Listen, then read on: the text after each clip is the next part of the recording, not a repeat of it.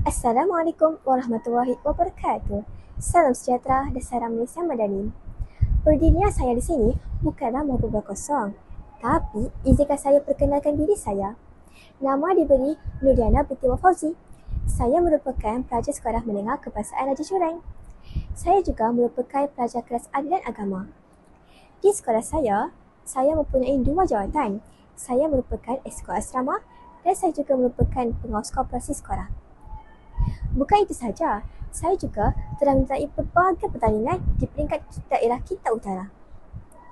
Yang pertama, saya pernah menyertai kawat kaki formasi kadet remaja sekolah dan saya berjaya mendapat tempat kelima. Yang kedua, saya menyertai perkhemahan kem kenaikan pangkat korporal. Di sana, saya menyertai berbagai pertandingan. 3 pertandingan saya telah menyertai. Yang pertama, pertandingan hafazan. Yang kedua, pertandingan kita semula. Yang ketiga, pertandingan kawat kaki. Pertandingan hafazan, saya berjaya mendapat tempat keempat. Pertandingan kita semula, saya juga berjaya mendapat tempat keempat. Namun, kawat kaki, saya berjaya tempat kedua. Dan pada hari ini, saya beranikan diri untuk menyertai pembaca bestari. Buku yang ingin saya bicarakan pada hari ini ialah novel Raja Sepeninggalan karya Agus Sastranegara Shah Nur Ahmad.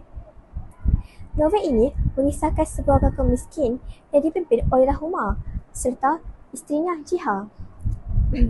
Kehidupan mereka bergantung sepenuhnya kepada hasil sawah padi.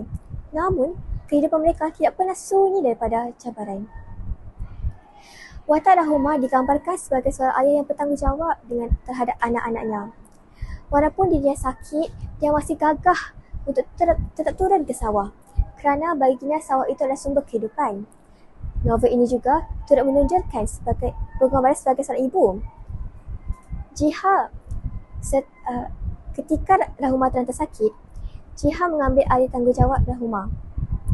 Jiha menguruskan anak-anak, bekerja di sawah dan juga menghadapi tekanan seorang diri. Namun, Jiha tidak pernah menentih. Dia tetap kuat demi anak-anaknya. Jadi, pengajaran dalam novel ini, kita harus sentiasa tabah dalam menghadapi cabaran hidup. Jangan pernah menentih. Jadi, sekian daripada saya. Terima kasih.